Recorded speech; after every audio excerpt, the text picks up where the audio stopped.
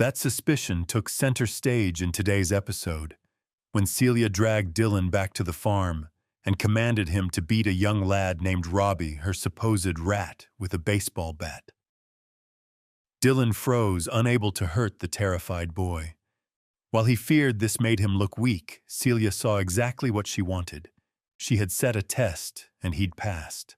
Rewarding him in her own twisted way, Celia promoted Dylan to a managerial role, expecting him to control her enslaved workers and ordering the brutal Mick to carry out violence on Dylan's behalf. But while Dylan was still reeling, someone unexpected, so watching up from the shadows, Beowulf Joshua Richards.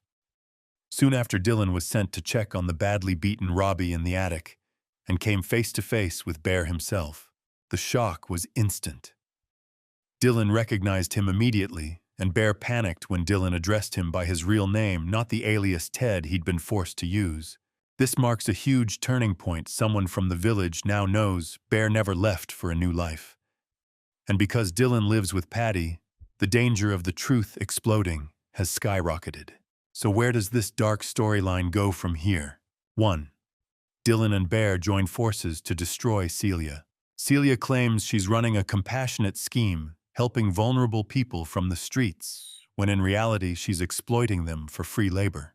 Now that Dylan has seen Bear, someone who was happy and safe before disappearing, could he finally connect the dots? If the two team up, they might be the first real threat Celia has ever faced. But Bear has a complicated history with escape plans, which leads to the next possibility. 2. Bear refuses to run again. Previously, when slaves Mick and Simo plotted a breakout, Bear helped steal the attic keys only to betray them at the last moment, convinced Ray and Celia were protecting them.